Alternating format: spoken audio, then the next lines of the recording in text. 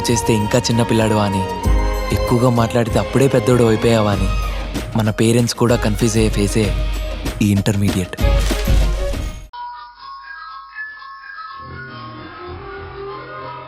రే తేజ, ఇక్కడే ఉంటే నాకు ముళ్ళ పొదలో ఉన్నట్టుందిరా. నేను మీ నాన్న దగ్గరికి వెళ్తాన్రా. ప్లీజ్ తేజ, నన్ను అర్థం చేసుకోరా. నేను వెళ్ళిపోతాన్రా. నన్ను అర్థం చేసుకో తేజ, నేను ఇక్కడి నుంచి వెళ్ళిపోతాన్రా. ఎక్కడికమ్మా నువ్వు వెళ్ళేది? నీ హెల్త్ కండిషన్ ఏంటో నీకు తెలుస్తుందా? ఇంట్లో నుంచి బయటికి వెళ్ళనివ్వద్దు అని డాక్టర్ గారు మరీ చెప్పారు. అయినా సరే మళ్ళీ వెళ్తాను అంటున్నావేంటమ్మా? ఎందుకు ఇలా బిహేవ్ చేస్తున్నావమ్మా? రే, అందుకేనారా నన్ను పిచ్చిదాన్ని చేసి ఆ రూమ్ లోనే ఉంచుతున్నారు. మాట్లాడవేంట్రా? రే తేజ, నన్ను అర్థం చేసుకోరా. నేను వెళ్తాన్రా. ఏంటమ్మా నువ్వు ఇలా మాట్లాడుతున్నావేంటి? అలా అంటావేంటమ్మా? నిన్నేదో మేము రూమ్లో బంధించినట్టు. పోలీసులు వచ్చినప్పుడు నువ్వెంత రచ్చ చేశావు. మధు గురించి లేనిపోనివన్నీ చెప్పావు. నీకు ట్రీట్మెంట్ చేయడానికి వచ్చిన డాక్టర్ని కూడా నువ్వు కొట్టావు. ఎస్ఐ గారిని కూడా తిట్టావు. అవన్నీ ఇంట్లో జరిగాయి కాబట్టి సరిపోయిందమ్మా. అదే బయట జరుగుంటే చూసిన వాళ్ళందరూ ఏమనుకుంటారు? నీకు పిచ్చుంది అనుకోరా? కన్న కొడుగ్గా నీకు పిచ్చి లేదని నేను నమ్ముతానమ్మా. కానీ నాలాగా బయట వాళ్ళు నమ్మరు కదమ్మా. మీ అమ్మకి పిచ్చి బాగా ముదిరిపోయింది, కొంచెం జాగ్రత్త, కంట్రోల్ చేయండి అని అంటారమ్మా. అంటారు. ఇలాంటి టైంలో నువ్వు బయటికి వెళ్తే 10 మందిలో నేను ఇలాంటి మాటలే ఫేస్ చేయాల్సి వస్తుందమ్మా. ఫేస్ చేయాల్సి వస్తుంది.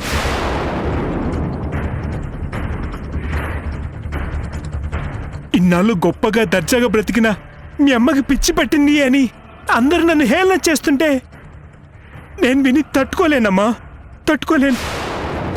ఈ ఇంట్లో ఉంటే నేను నిజంగానే పిచ్చిదాన్ని అయిపోతాన్రా. రే, దయచేసి నన్ను ఊర్లో వదిలిపెట్టరా. నీకు దండం పెడతాన్రా. అర్థం చేసుకో తేజ.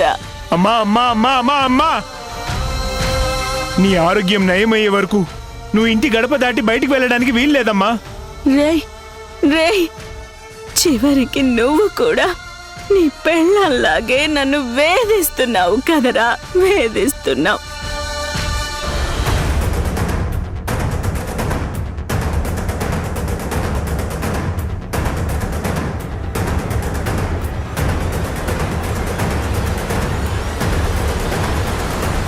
వీళ్ళెలాగో నన్ను ఇంట్లో నుంచి వెళ్ళనివ్వరు. ఈ ఫోన్ ఎవరిదో? ఈ ఫోన్ తీసుకుని చంద్రకి, యష్కి కాల్ చేస్తే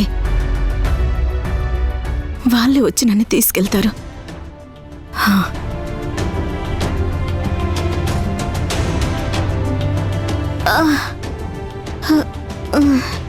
తేజ, అయ్యో అమ్మా, అయ్యో అదే అమ్మా అమ్మా అమ్మా అమ్మా అమ్మా, ఏమైందమ్మా? కళ్ళు తిరుగుతున్నాయిరా.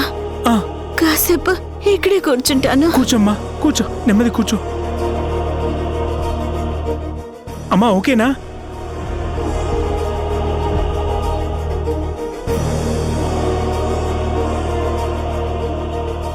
అత్తయ్య, ముందు మంచినీళ్ళు తాగండి. తాగమ్మా, నెమ్మదిగా.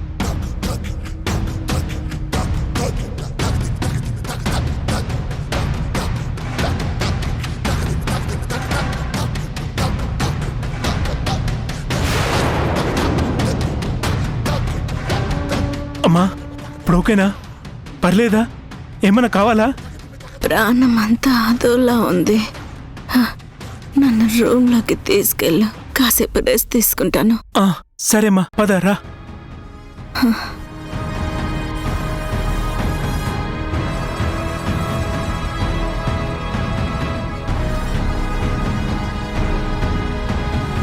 నెమ్మది, రెస్ట్ తీసుకోమ్మా.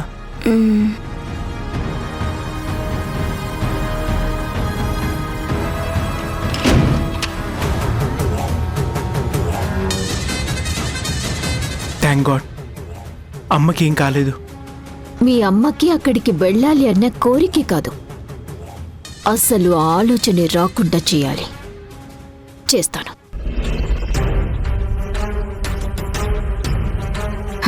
చంద్రకి ఎలాగైనా ఫోన్ చేయాలి. అసలు నేను ఎంత రిక్వెస్ట్ చేసినా కూడా అమ్మ దగ్గరికి నాన్న రానంటున్నాడు సింధు. మన ప్లాన్ అంతా వేస్ట్ అయిపోయినట్టేనా? మనసుంటే మార్గాలు అనేకం, ఆలోచిస్తే అవకాశాలు అనంతం. అయితే మనం ఇప్పుడు ఏం చెప్పి మరి నాన్నని తీసుకెళ్ళగలం? నేను అదే ఆలోచిస్తున్నాను యష్, ఐడియా కోసమే.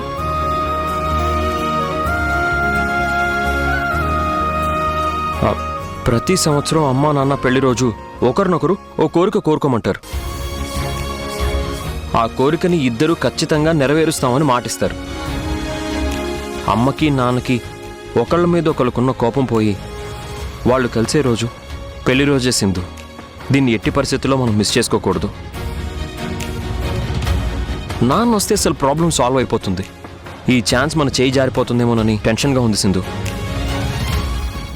ఎలాగైనా సరే నాన్నను ఒప్పించాలి.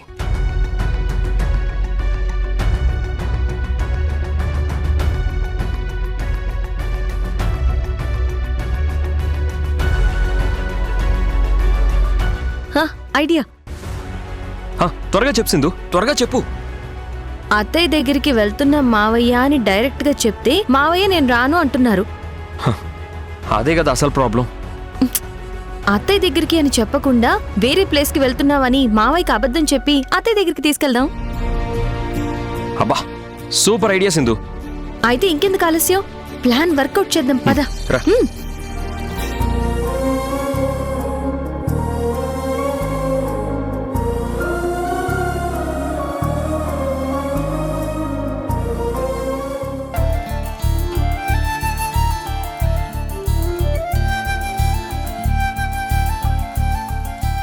పద.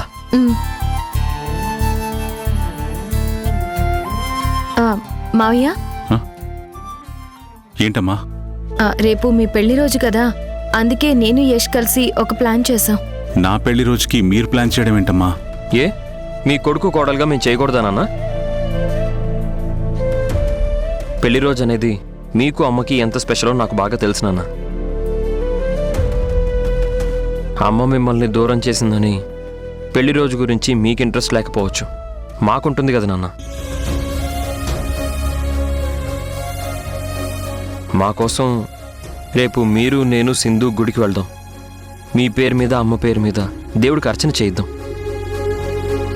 అలా ఏమొద్దురా, నాకు ఇష్టం లేదు.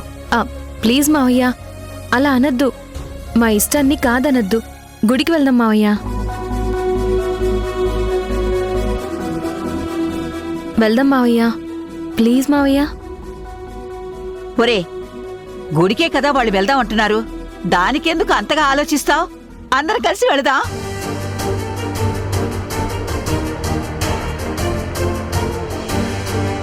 సింధు, భాగ్యం మధ్యలో వచ్చి మన ప్లాన్ని డిస్టర్బ్ చేస్తుంది. ఏదో ఒకటి చెప్పి బామ్మని పిల్లల్ని సైడ్ చేసి. అలాగే యష్. భాగ్యం, అందరం ఎందుకు గుడికి? మావయ్య నేను యష్ వెళ్తాంలే. ఏ, నేను పిల్లలు వస్తే మీకేమైనా ఇబ్బందా? ఇబ్బందని కాదు, అది ఆ గుడి కొండ మీద ఉంది. గుడికి వెళ్ళాలంటే చాలా మెట్లు ఎక్కాలి. నీకా మోకాళ్ళ నొప్పులు, పిల్లలేమో అన్ని మెట్లు ఎక్కితే పాప అలసిపోతారు. అందుకే వద్దంటున్నాను. అందరం కలిసి సరదాగా మెట్లెక్కితే నా మోకాళ్ళ నొప్పులు అవే మాయమైపోతాయి. రేపు అందరం కలిసి గుడికి వెళ్లాల్సిందే. ఏం పిల్లలు, మీకోకేనా? మాకోకే చేజీ. ఆ ముసలి నిన్ను.